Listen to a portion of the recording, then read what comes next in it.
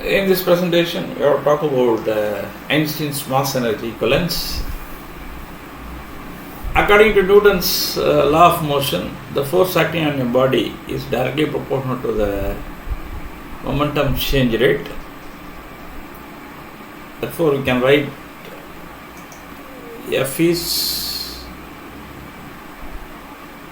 proportional to d by dt of mv.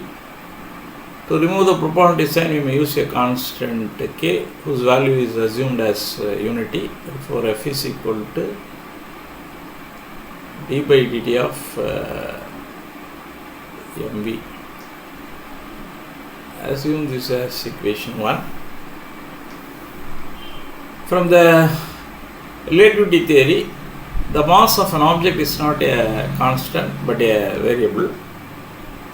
Therefore, F is equal to m into dv by dt plus v into dm by dt.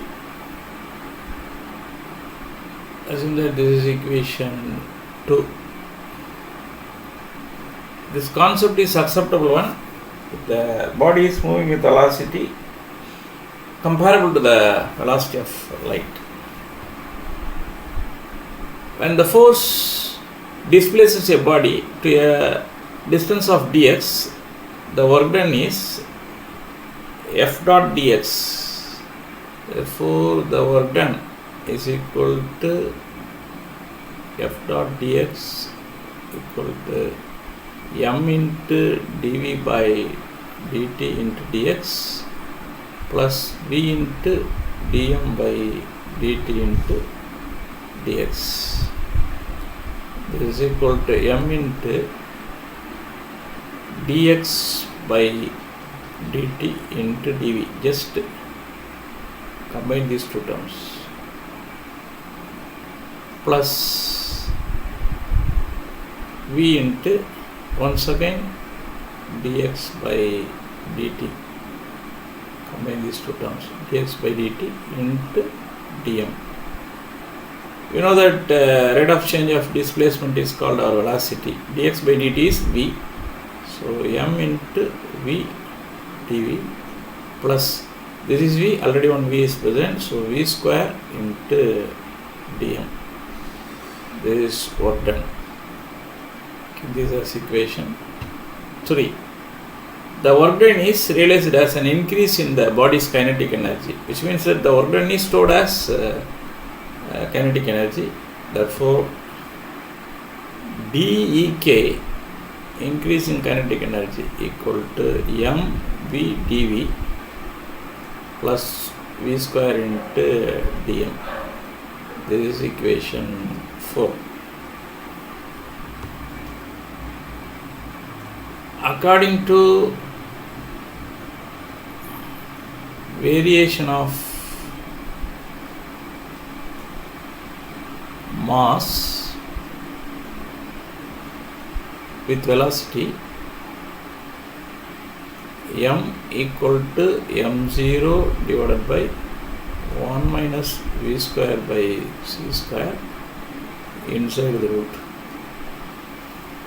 Suppose an object is moving with velocity comparable to the velocity of light.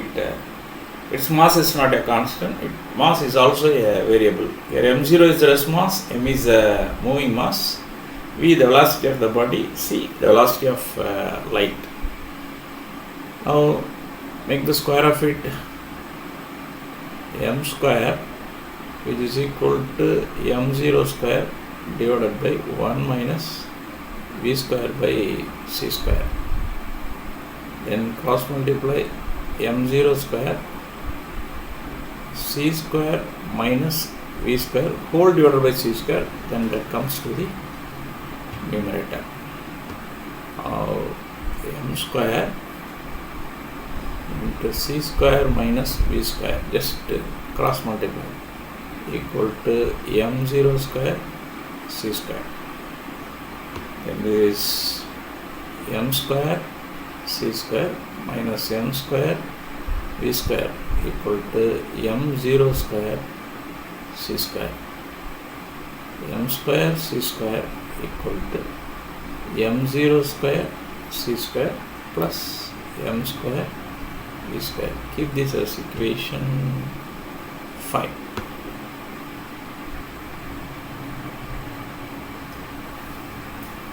Now you have to differentiate this equation.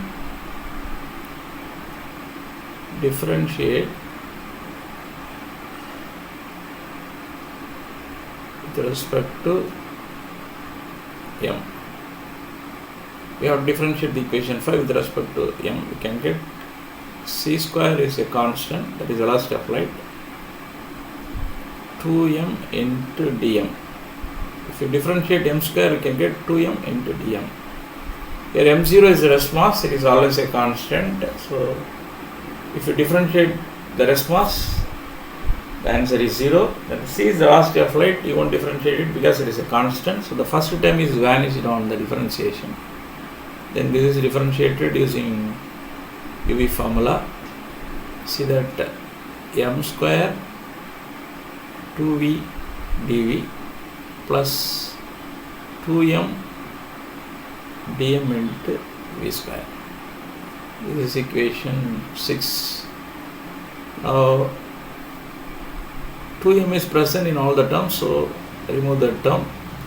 C square into dm, which is equal to, take 2m,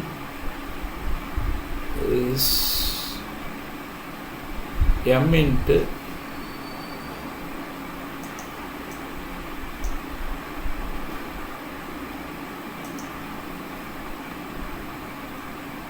v dv plus v square into dm.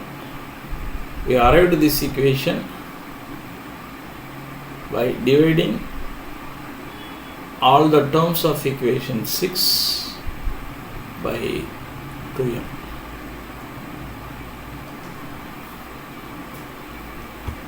Then this is equation 7.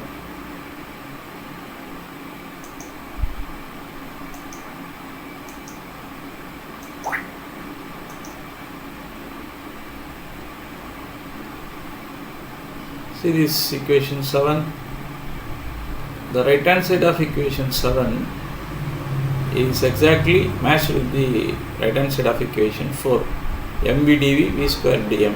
mv dv v square dm. Therefore, increase in kinetic energy dEk, which is equal to c square into dm, from equations 4 and 7. See here, c square dm is equal to m v dv plus v square dm. Here dEk equal to mv dv plus v square dm. Right hand sides are equal, therefore the left hand side should also equal. dEk equal to c square into dm. Now suppose an object is at rest, its mass is m0, called rest mass. If it is moving with particular velocity, then its mass is increased. Such mass is called as moving mass. Now integrate this. This is equation 8. 0 to E k. It is equal to c square into integral dm. Lower limit is m0, upper limit is m. m0 is rest mass, m is the moving mass. This is c square into, if you integrate dm, we can get m. Then apply the limits. Lower limit is m0, upper limit is m. Then here ek, which is equal to c square into m minus m0, which is equal to mc square minus m0 into c square. This is equation 9. Kinetic energy, which is equal to mc square minus m0 into c square. Now the total energy, which is equal to kinetic energy Ek plus rest mass energy. The kinetic energy Ek is, the total energy is E. This is our kinetic energy, mc square minus m0 c square plus rest mass energy is m0 c square. Therefore, if you add these two things, we can get E equal to mc square.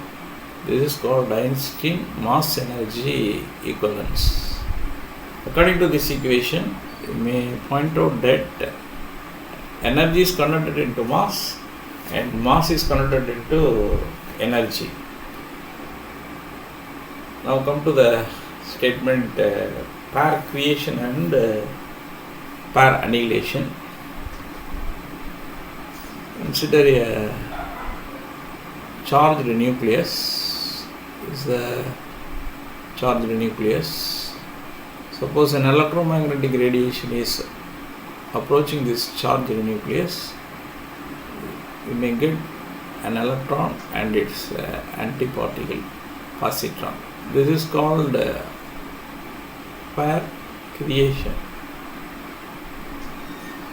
An electron and its antiparticle positron are created if electromagnetic radiation approaches a charged nucleus. This is called pair production. During this process, energy is converted into mass. In the reverse process, suppose an electron meets its antiparticle positron, they annihilate, then energy is liberated. This is called pair annihilation. Suppose an electron meets the antiparticle positron, they annihilate and energy is liberated. This is called pair annihilation. During this process, mass is converted into energy. Therefore, the mass energy equivalence tells us energy is converted into mass and mass is converted into energy, which is called conservation theorem.